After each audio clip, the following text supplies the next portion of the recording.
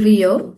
My name is Madhuri Arikar and I'm an assistant manager at Energia SOI. Energia SOI is dedicated to Recording in providing progress. development skills for students. We work on enhancing over 90 different abilities in children, helping them unlock their full potential. In a bustling classroom, every teacher strives to help each student succeed. However, when a student is struggling with a hidden challenge like dyslexia, the classroom can become a place of immense frustration for both the child and the teacher. This afternoon, we are here to shed light on the unseen struggles, challenges for homeroom teachers when dyslexia goes undiagnosed. We'll explore the subtle signs of dyslexia, the difficulties teachers face when these issues are not formally identified, and the critical role early recognition and support play in transforming a student's educational journey. We have an incredible lineup of speakers joining us today who will share their invaluable insights and expertise on this topic. We have Ms. Sadaf, who is highly experienced clinical psychologist and chief learning officer with over 18 years of dedicated work in the field of mental health. She has worked extensively with students and young adults, supporting them through therapy to manage emotional challenges, improve coping mechanisms, and develop emotional regulation skills. Her warm, empathetic approach has helped individuals struggling with anxiety, depression, relationship issues, and academic or career related stress. We have Ms. Nikita, who is a developmental psychologist with a passion for understanding and supporting human growth across the lifespan. Currently, she is working with Energia as a psychologist, where she focuses on helping individuals enhance their emotional well being, resilience, and personal development. Over to you, Ms. Sadaf and Ms. Nikita. Thank you so much, and a very warm welcome to all of you. Let's imagine that we all are trying to solve a puzzle, and we all have enjoyed solving puzzles in our childhood. And often we've also got irritated, frustrated, angry, or maybe showing that I don't like puzzles when a piece doesn't seem to fit in over there.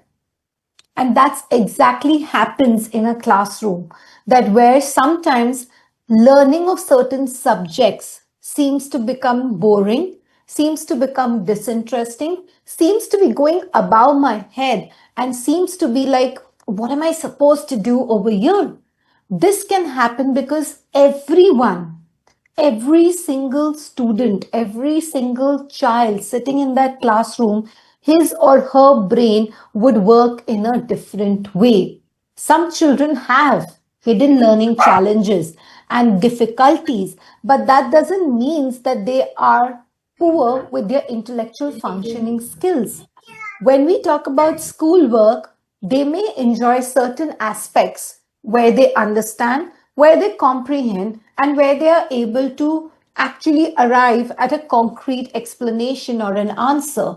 But certain challenges will affect not only just their memory, schoolwork, attention, but also overall we see that this student is not very confident, is not very motivated, maybe socially may not be engaging with many friends. Now, I'll give you one example over here. Imagine we have two students. One is Sam and one is Alex. Now, Alex finds it very easy to grasp. Alex finds it very easy when the teacher explains something, and Alex will immediately respond, react, engage in the classroom. On the other side, his very close friend is Sam. Now, Sam is not less smart, but Sam works in a very different way. Whenever the classes that involve lot of listening, lot of explanation, lot of conceptuals, lot of content, Sam tends to withdraw himself from those classroom, which means he's inattentive, which means he doesn't know what's happening in the classroom, which means he's struggling over there. But on the other side, when I see Sam in certain classes where, you have to quickly respond, react, watching some things, figural explanations, memories coming in, Sam is beautiful over there. So what are we seeing? challenges which are unseen, struggles which are unseen. And because of those challenges, because of those struggles, I see students struggling with daily activities. Like, for example, they just come and say, Mom, I'm very exhausted. I'm very tired. Honestly, that day the child had limited classes. It was a day where it involved, more of, extra co-curricular activities. But this mental load is making him feel exhausted, because today the teacher was explaining. So there was an English class, there was a social studies class, and there was a lot of concepts, explanation, sequence of events, and the child felt overwhelmed. I also see students that they feel that they will be embarrassed if they answer in the class. And because of that embarrassment, they give up over a period of time to try and answer.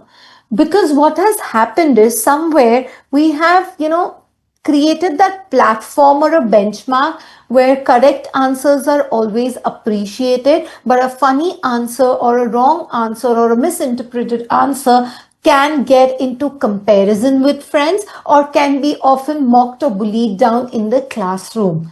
Then, yes, students understand that they have that, some kind of an issue, some kind of a problem, and they fear of being judged by their friends, fear of being labeled by the society. And parents also wants to hide these things. And globally, this is the phenomena. Globally, still we all have not taken that mental shift to understand dyslexia from a very different point of view. And students are feeling the pressure of performance, and that pressure of performance is coming in the form of reading, writing, test anxiety, and many more things. The moment you ask a child, why don't you start reading the chapter, we see the child sweating, we see the child nervous, we will notice that the child, maybe hands or his legs would go cold. That's nothing but that's anxiety. And we also know that there are many students who are really finding it difficult to catch up with time. Time is their biggest, concern. But we are looking at time. We're telling them, hurry up, hurry up, hurry up. Is hurrying up the solution to catch up on time? Think about it.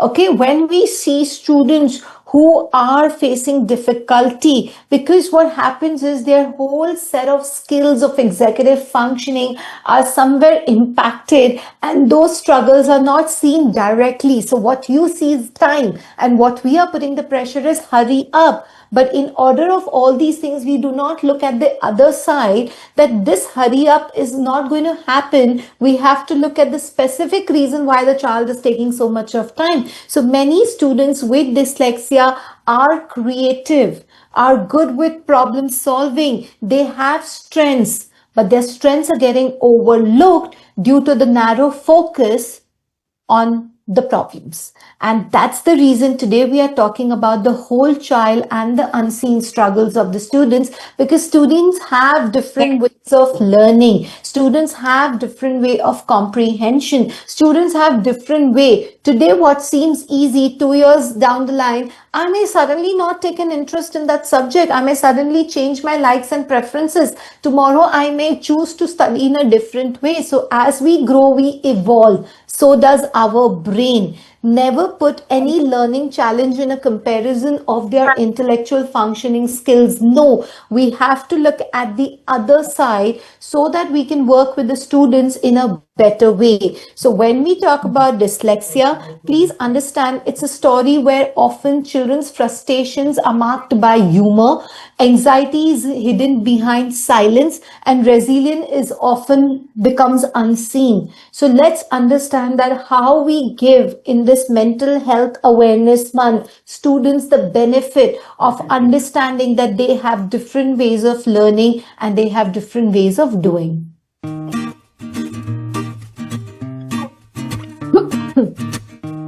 Our brains help us see, hear, think, know that we're hungry, feel heat and cold, and do lots of other cool jobs.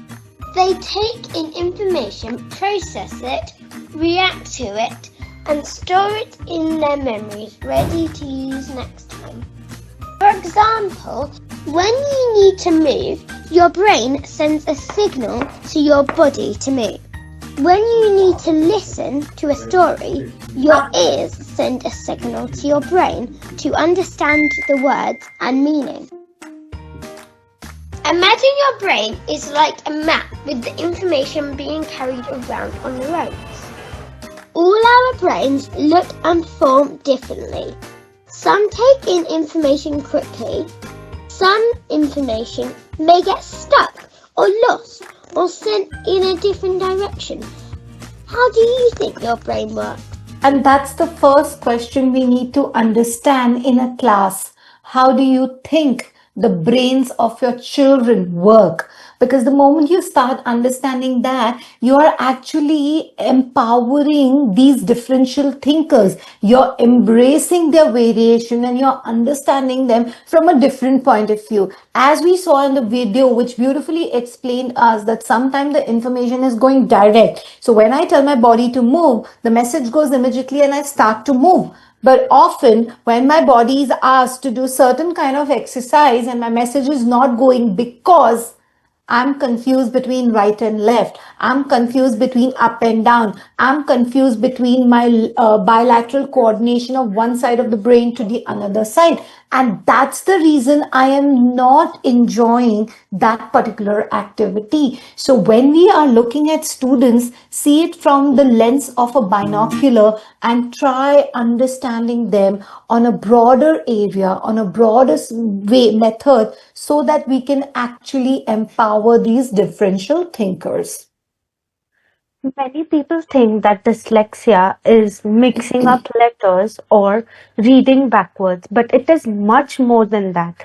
A child may be good at sports, but he struggles with writing an essay or following up certain academic instructions. That doesn't mean that the child isn't smart. It means that he has its own way of learning things. Every student with dyslexia have different experiences and they learn differently. So there are certain misconceptions about learning difficulties and they are in general myths. So myths are always opinion based. It is not something that is which is real. It is something that you keep an opinion on, and it is not factual. For example, a dyslexic child is always lazy. That is an opinion. It is not true that they are lazy. Dyslexic child may often struggle with reading, writing, and even understanding things, which they take a little more time to express themselves, but they are literally working hard because the process of the brain, the way the brain functions is completely different from the ordinary child or from the average learners. Understanding the difference between myths and facts helps us to see the hidden challenges in those students, and we can help them better. So as very rightly said, that understanding the myths and understanding the facts, we can guide these students in on the correct directed pathway. So I have a small example over here of my student called Maria. Now Maria is a beautiful child. She's bright, she's intelligent, and she's actually very creative also. But in certain classes, Maria becomes like one small mouse in one corner because the more she gets scared. Now my teacher is going to ask me to read and I don't want to read. Now my teacher will tell me to write the answers and she just doesn't want to write the answers. Now, otherwise, when I see Maria in maths, she's like one tiger who's roaring in the classroom and she's answering and she's participating and she's manifesting her work very nicely. But the moment we see Maria with many subjects that demands on contact, on content, on language, on comprehension, on phonetics. She feels that, fine, give me a way. She actually told me, ma'am, I need a way and I'll run away from the class. But what happens in the classroom? In the classroom, this student is being asked that you are very lazy. Maria, be on time. Maria, hurry up. Maria, focus. Maria, put a pen and start reading it correctly. Maria, try to learn the spellings. Maria, write the spellings 3 times. And Maria feels, oh God, why is everybody around me? Her little statement of description was that, ma'am, I feel the teachers are surrounding me. My mother is surrounding me, and they all are going round and round on the same thing. Now, Maria's concern was that she had a specific learning difficulty. So Maria's challenges stem from difficulties in language processing skills. So Maria otherwise was a bright, intelligent child. So one of the things in the start, what I said was that don't think that a problem with language processing is a reflection of their intelligence. We need to understand the myths around it. So like Nikita mentioned to us, dyslexic children are lazy. We just generalize this statement. But before generalizing, have you ever thought that this child has actually tried as hard he or she could? The second myth, all learning difficulties are the same. Who said so? Two students having dyslexia in the same grade level may show different strengths, may show different hobbies, may show different needs, and may show different limitations or learning gaps. And in order for us to work with them, we need to overcome or break this myth that all learning difficulties are the same. In fact, very recently, some group of parents were talking, don't worry, with time your child will grow out of dyslexia.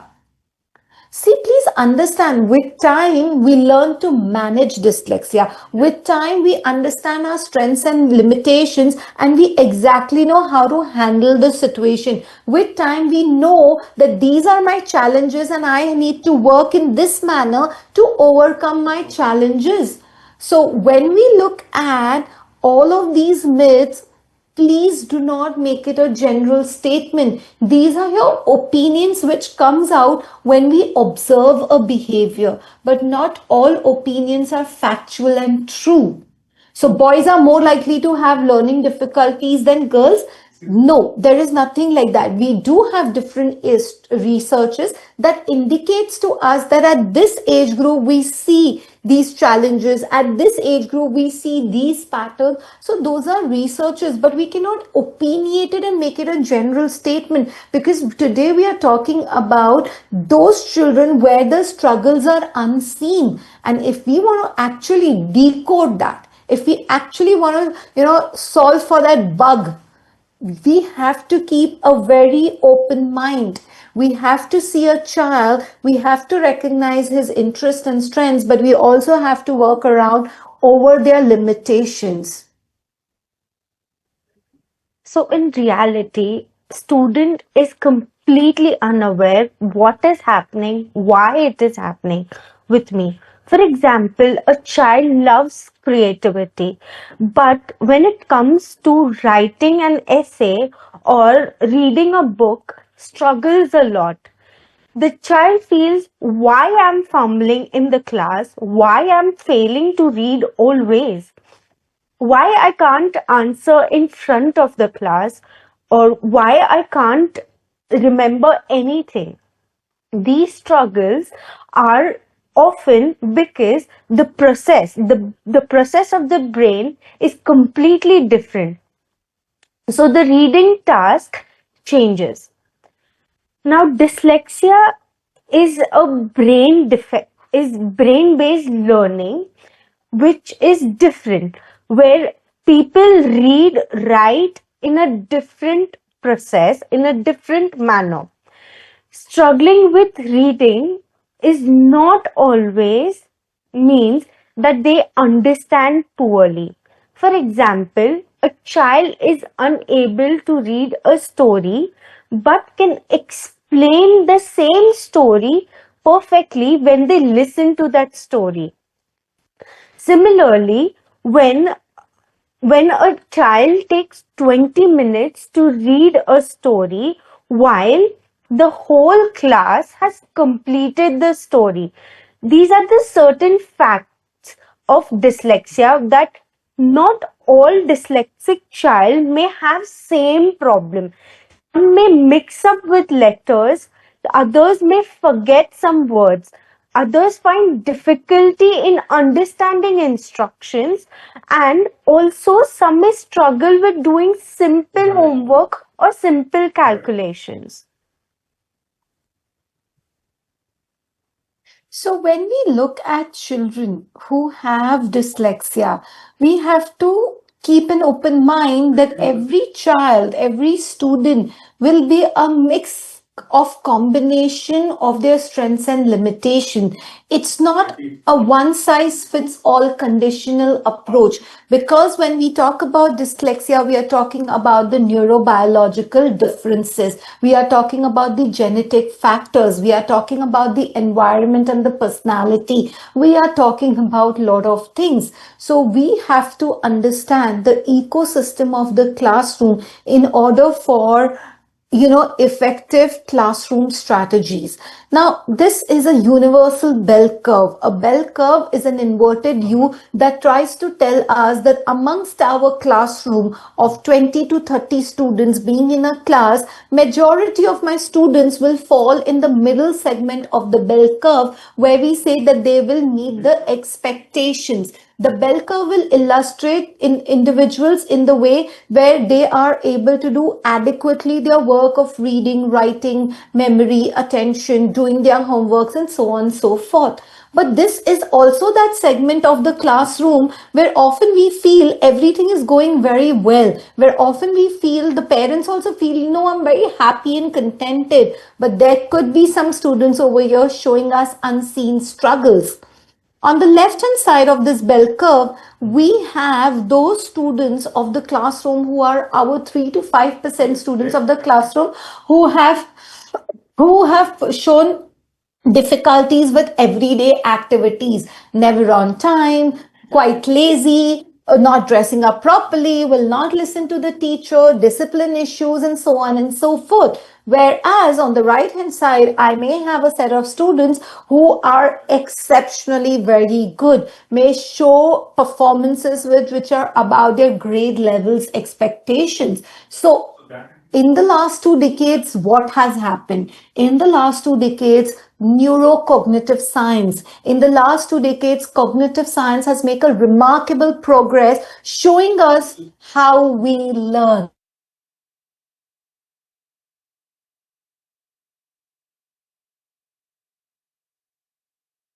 Approaches that we optimize every student, every child's learning needs. For example, so far I never knew how I used to learn. Today, when I have discovered that, I am ready to improve over there. I knew that there is a problem, but I don't know why there is a problem. So we were talking about now that the child who is dyslexia may have difficulties with reading and may take a lot of time with reading, as said by Vinita, as said by Nikita. But at the same time, if you actually see that, if you actually look at it, that once the child has actually understood, he will be able to be creative with that chapter, he will be able to remember things, and he will be able to optimize his growth over there. So what we are trying to say is, if we start understanding our cognitive skills, our cognitive mechanisms, our effective learning strategies, we will be able to maximize the effort of the student to a next level. We will be able to enrich these children and allow them also to catch up, keep up, and get ahead with their regular activities of the classroom.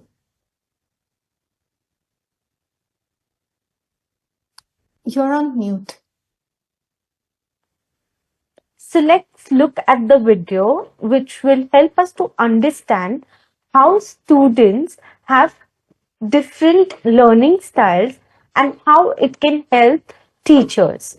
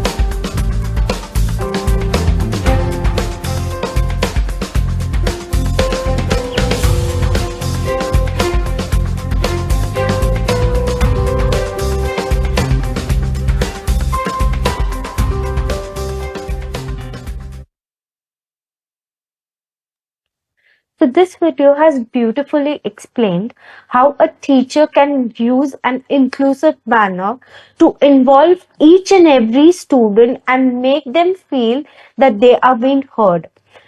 The video has also explained that using different styles of learning can also help students to feel that they are heard, they are acknowledged, and also they have been understood.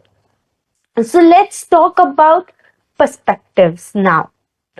The traditional approach was more on defective thinking approach, which was they were more focused on what I can't do or what is the problem with the student, which always made them feel left out, isolated in front of their friend circle.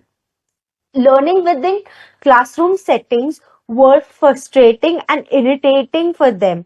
So that's why they found different ways of escaping the situation, like being unattentive in class or losing out things, irritating someone else within the classroom setting.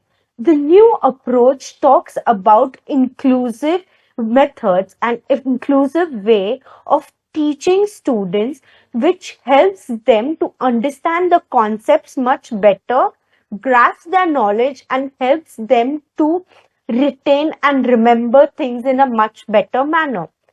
Things like using color coding slides, using speech to text PPTs, or using peer support will help students with learning disability to improve better and to work in a better inclusive manner.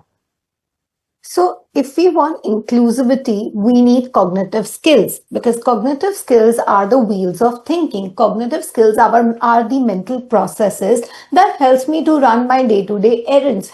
Cognitive skills are those abilities that tells me how to be on time, that tells me which tasks to prioritize, that helps me to read, remember, reason, that helps me to stay up in a conversation with somebody, that helps me to problem solve, that helps me to be creative. So in order for inclusivity, in order for a parallel educational therapy today, we need to use the whole cognition, which is so very, very important for every learner, and especially with students who have dyslexia. Because when we are talking about children who have dyslexia, they have language-based deficits in learning, and that adds in the forms of words, vocabulary, sentences, that comes in the form of often comprehension and retention, that also helps them to, kind of worked up when there are multi-steps instructions. It also shows difficulty when they have to stay up in a long question. So in order for us to support these learners, we need to harness their cognitive skills, and those cognitive skills will systematically eliminate their learning gaps. Those learning gaps which a naked eye cannot see and recognize. For example, we already spoke about, he's lazy, you're never on time, hurry up. Now, all these things are coming towards your executive functioning skills, those set of skills which is like the HR of my brain, that helps me how to manage things, that helps me to not give away in temptation, that helps me with better retention skills, that helps me with time management, task prioritization, and the knowledge and the concepts to be more and more clear. At the same way, we often feel, making the child sit in ahead of the classroom, making the child, go for an eye checkup. Yes, it's important. But at the same time, have we thought that there are some abilities of our mind which lay heavy emphasis on our visual processing skills? When those visual processing skills are not in place, that's the time the children start to face difficulty, which means while reading, I'm misreading the beginnings and the endings of the sound. While reading, I'm omitting words and sentences. While reading, my eyes are not getting the letters together that can tell me what does this word indicate. My memory is not using the previous schemas, whether this is a new word or whether this is an old word. Auditory processing issues, where your auditory attending skills are coming even as a part of your memory domain. So Recognizing these hidden learning challenges is the key to unlock their true learning potential. And how do I recognize these hidden learning challenges? Using cognitive tools and strategies, using cognitive assessment that can not only just help me determine where the problems are or where the gap is, but also systematically giving me the right solutions to overcome those limitations. So the key process of role in learning is attention, memory, processing speed, and executive functioning. Attention is where a student focuses in what is important and ignores the other distractions. Memory is where they are able to retain information and then use it. Processing skills talks about how brain is able to quickly understand the information and then react on the basis of the information. Executive functioning talks about planning, organizing, and managing those tasks. Now, imagine a child is solving a math problem. The attention is to stay focused on each step of the problem. Memory is to remember if there is a word problem, so instead of multiplication it's written times, or instead of addition it is the some points were given, or instead of subtraction some points were taken. These areas where give, take, multiply, these words a child needs to remember that these can be addition, subtraction, and multiplication as well. The processing speed helps them to work quickly, plan, and finish on time. Executive functioning will help them to plan how they want to use the steps and then work on these steps. Now, when we talk about functions of cognition, cognition means it helps us to think and learn. Taking in information is through watching, listening to videos, reading some books will help us to take some new knowledge that can be used. For example, a student reads the steps before starting the experiment for science. Remembering is where they store the information what they have learned and which can be used later. Using what we have learned is applying the knowledge into real life tasks. By simple calculation of math can help them to pay the bills in any grocery stores or any supermarkets around. Visual senses with using of pictures, charts will help them to understand the graphs, geographical maps, and concepts. Creativity is how creatively they can express all these things in using the knowledge that they have and use it in a different way to present. So cognition is about understanding, remembering, and use what we have learned in everyday's life. And in order for us to use this cognition every day or daily, I want you to understand that the assessment is the first step. Okay. A cognitive assessment really can help me in many different ways. So on the screen, you're actually seeing two students report who have dyslexia, means early signs of dyslexia, and both of them are in grade 1. Now, when we try to understand them, both their profiles are very different. So on the left hand side, we see that the initial many abilities are in cautionary, but the latter abilities are moving in domains of average and exceptional.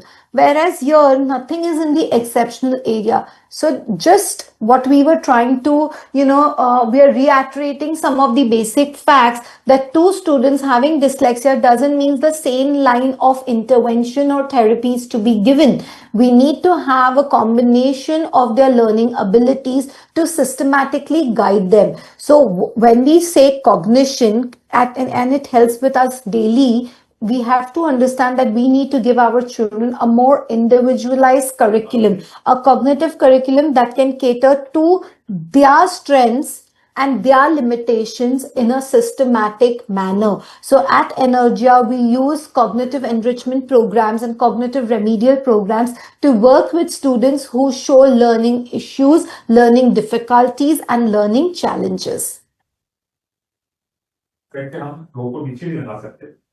So this is an example of a grade 6 student.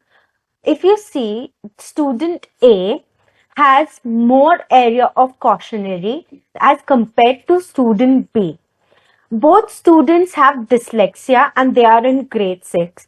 Now, if you see the symbolic abilities in student A is at a lower end than student B. Student B is able to understand instructions, remember the facts, and follow rules, where student A finds a bit difficulty to understand simple math, spellings, and follow step-by-step instructions. So based on this, we create an intervention that every child has different intervention program, different worksheet, different based on their strengths. So for example, for student A, the program will have a basic level of worksheets than student B, because the fewer abilities in student B are at higher and average level.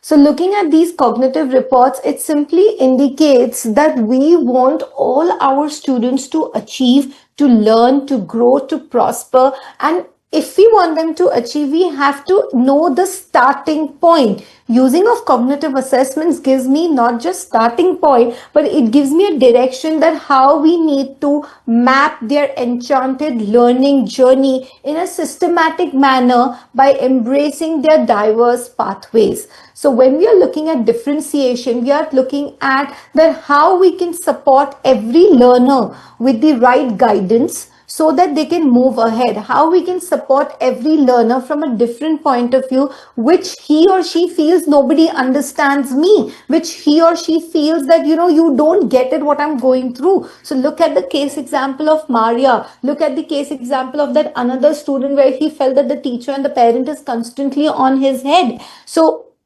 we need to start with assessment that gives us a systematic guidance of a personalized intervention, and that personalized intervention doesn't stop there. We make sure that every child attains and learns one ability at a time and they reach towards mastery and evaluation. So we look at it from a point of view where we start, we have a personalized intervention, we have a mastery and evaluation, and we have a post-assessment to make sure that there is a difference in their learning.